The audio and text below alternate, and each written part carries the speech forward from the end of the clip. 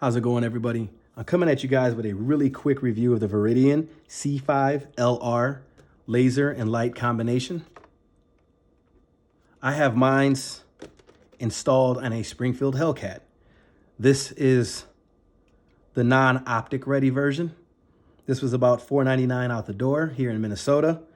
The light cost $120 off of Amazon. And just to give you guys a really quick backstory, whenever I can possible, I try to avoid ordering things. A, because I'm a gun enthusiast. B, we hate waiting for any parts to come. So it's all pun intended. But when I got this gun, I bought it from a gun store. They had some lights. I tried their lights on the rail of the gun. Wasn't working, didn't fit. I went to Gander, and I also went to Cabela's. Their lights wouldn't fit. Even lights that fit the XDS wasn't fitting the Springfield Hellcat. Right where this set screw is, this is a screw that passes through the gun. Well, through the light and laser combination, it passes through here into the rail section that's open on the Springfield and here to the other side. Well, it's kind of interesting. On lights advertised to fit guns like the XDS, that set screw doesn't line up properly. And the trigger guard is either too close or too far back for lights that are compatible for other guns like the Sig Sauer P365.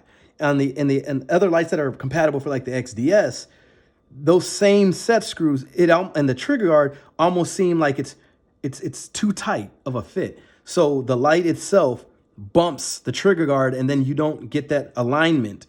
So I think what Viridian tries to do, they try to take account for all of that. This is almost like a universal fit type setup or accessory, I should say. It comes on this Glock looking case. It comes attached to here, and it holds a bunch of little parts. And inside here, you get a multi-tool that has two different ends to loosen and tighten the screws on the accessory, the light and laser combo. And then you get an additional set screw. This is the little screw that passes through right here through your rail and holds it into place, so that way the light doesn't go forward and backward. So you get an additional one of those in case you need to use it with these. So the way these work here, these go like that, okay? One on each side of the rail.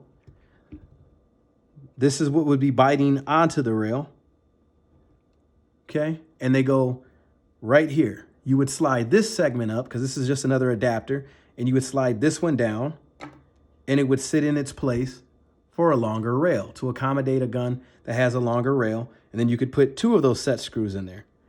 Well, on Viridian's website, they don't have any mention of compatibility for the C5 series to the Springfield Hellcat. But on Springfield's website, they show the Viridian C5 series being compatible with the Springfield Hellcat. And the funny part is when the light and laser accessory ships, it ships with this segment on, okay? The difference between these smaller segments here and the one that's on here is you have to pay really close attention, but see if I can show you guys. There's two holes up here. One hole for the set screw to pass through the rail, and then two holes here. Well, let me see here. It would actually go like this. So the set screw would pass through one of these top holes, and then this would be the hole for the screw that goes into the light and laser. So boom, it's fastened in there. So that way it doesn't just drop off. The light and laser doesn't just drop off this segment, because again, this segment slides down onto the light and laser.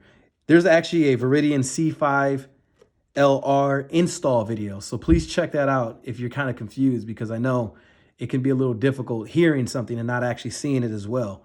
But anyway, on Springfield's website, it shows this gun right here and this laser and light combination being installed with this piece.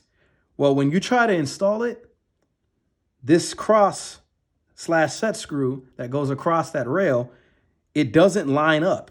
It sits this plastic piece would sit too far up. The rail doesn't line up. That means the light on the laser isn't touching the trigger guard, meaning you get wiggle and play. It's just all bad. So again, I just want to kind of tell people to be careful for that, because you do have to take this off, and then you have to use the small adapter here with only the two holes, one for the set screw and one for the screw that goes into the body of the light and laser combination. But aside from that, you seem to get a pretty nice and flush fit. There you go. It's not a bad fit. Something interesting though is if you look really carefully, the rail segments here that bite onto that rail, they kind of stick out like that. So instead of it being like nice and squared and where it fits, it kind of sticks out almost as if it's pinching. So it almost seems like you're putting it on too tight. And when I really paid close attention, my light and laser combination was even canted a little bit. So I literally had to apply pressure and then reinstall the rail segments and kind of do that a few times before it kind of got somewhat straight and still sturdy and nice, you know, and snug on there. And then I took my bore sight for 9mm, and then I lined up the laser with the bore sight on the wall. Now, my question is this gonna hold up at the range? Because I believe you should practice with your gun the way you're going to carry it or keep it. That's just a huge belief of mine. Even at the moment right now, I have little snap caps in it. And that's just for, you know, training purposes. Just to practice and get used to the trigger without breaking anything on the gun or taking a risk of putting too much wear or tear on it. I use the little snap caps. But aside from all that little disclosure, the light and the laser seem awesome. I love it because you have these different modes. You have the light and the laser there, and I can just kind of reach around and turn it on. You also have that same button accessible from this side. And when you press both sides of that button at the same time while it's on, you get different modes, different effects. So now you have a pulsating laser. Press it again. Now you just have the light. Press it again. Now you just have the laser again, and it's solid. The light.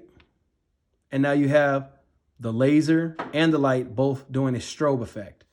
And the light seems to be pretty bright, and it seems to be really effective for this particular firearm, meaning it seems to have a nice fit once you kind of get over those little humps. I just kind of wanted to make this video to talk about that, just in case anybody else decides to purchase this and then use Springfield's website, the picture of the gun with the laser and light combination on it as a reference towards their install. You can't do that. These little pieces here are not the compatible pieces. I wish Viridian and Springfield would have talked a little more and communicated a little more, but they didn't. So it takes one of us to do the trial and error and figure that out. So I hope you guys enjoy. I hope you guys like it. I'll let you guys know when I find a holster or have one made that can accommodate both the Springfield Hellcat and the Viridian C5L-R.